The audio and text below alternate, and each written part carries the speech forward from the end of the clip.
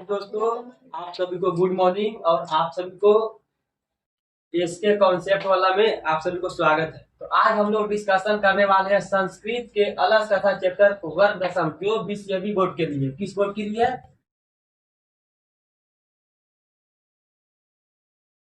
और ये चैप्टर अलग कथा बोर्ड एग्जाम के लिए बहुत महत्वपूर्ण है। चलिए हम लोग समय को बर्बाद ना करके चैप्टर डिस्कशन पढ़ाते हैं। सबसे पहले हम लोग इस चैप्टर के बारे में ओवरव्यू समझेंगे। तो इस चैप्टर में हम लोग पढ़ेंगे कि एक हम लोगों के पास बहुत ही गलत गुण है, वो गुण है आलस्य।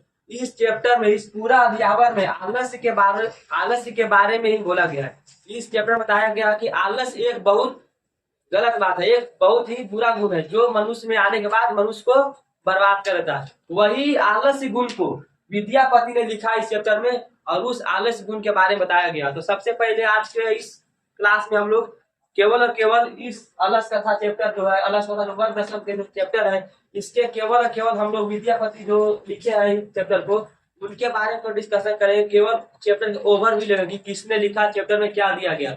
सबसे पहले हम लोग जो बुक का स्लाइड है उस स्लाइड को हमने यहाँ पर विस्तृत किया। आइए हम लोग इसका हिंदी करते हैं। सबसे पहला क्या लिखा गया? अयम पाठ विद्यापति कृतस्य कथा ग्रंथस्य पुरुष परीक्षा नामक अंश विशेष वर्तते। इसका मतलब क्या हुआ? अयम के मतलब क्या हुआ? अयम मतलब यह। आपको समझ जी। पाठा मतलब हुआ पाठ। विद्यापति कृतस्य, विद्यापति कहने का मतलब हुआ कि जो विद्यापति लेखक है उसके द्वारा लिखा गया, विद्यापति के द्वारा कथा ग्रंथन से। कथा मतलब हुआ कथा, ग्रंथस मतलब हुआ ग्रंथ के पुरुष परीक्षा नामक अंश विशेष वर्तते। कहने मतलब हुआ कि यह पाठ विद्यापति के द्वारा, विद्यापति के कथा ग्रंथ के पुरुष परीक्षेति नामक, यानी कि उनका एक लेख है, उसका नाम क्या? पुरुष परीक्षेति नामक अंश विशेष वर्तते। कहने का मतलब कि पुरुष परीक्षा नाम के नामक ग्रंथ से यह पाठ लिया गया और उसी का एक अंश विशेष है। अंश विशेष कहने का मतलब होता है कि किसी पाठ से यदि हम किसी चीज को लेते हैं तो उसी बोलते हैं अंश विशेष। कहने का मतलब कि जो पुरुष परीक्षा नाम का ग्रंथ है, कौन सा, क्या नाम हुआ? पुरुष परीक्षा।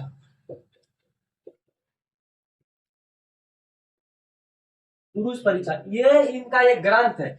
इसी ग्रंथ से अलस कथा चैप्टर को लिया गया है। इसमें मुख्य रूप से बताया गया है कि जो आलस जैसा गुण है जो मनुष्य को बर्बाद करने पर तुला होता है, वही गुण के बारे में इन्होंने बताया है। इन्होंने बताया है कि पुरुष परीक्षा सरल संस्कृत भाषाया कथा रूपेण विभिन्न विभिन्न मानव गुणा महत्वम वर्ण्यति। कहने का मतलब कि पुरुष परीक्षा सरल संस्कृत भाषा के, पुरुष परीक्षा सरल संस्कृत भाषा के कथा रूपेण, कथा के रूप में, कथा रूपेण कहने का मतलब कथा माने कथा, रूपेण माने के रूप में, तो कथा के रूप में विभिन्न मानव गुणाना महत्वम वर्णति। याद देना, विभिन्न आना का मतलब हुआ विभिन्न, मानव गुण आना यानी मानव के गुणों के, महत्व मतलब महत्व को, वर्णति यानी वर्णन करता है। कहने का मतलब कि जो अलस कथा चैप्टर है इसमें मानव के विभिन्न गुणों को यहाँ पर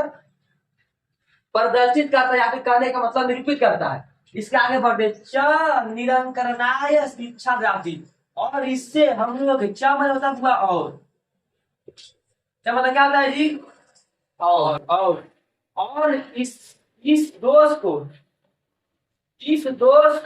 निराकरण मतलब दूर करना।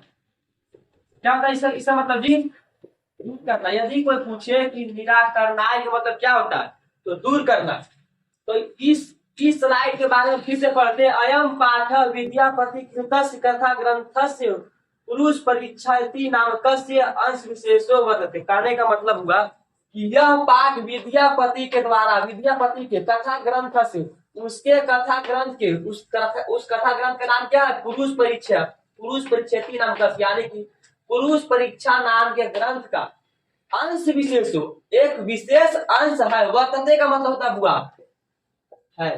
देखो यहाँ पर वर्तते मतलब है संति मतलब विहाय होता है और अस्थि मतलब विहाय होता है। आगे बढ़ते, उसके बाद आता है पुरुष परीक्षा सरल संस्कृत भाषाया कथा रूपेण विभिन्न मानव गुणाना महत्वम बनति।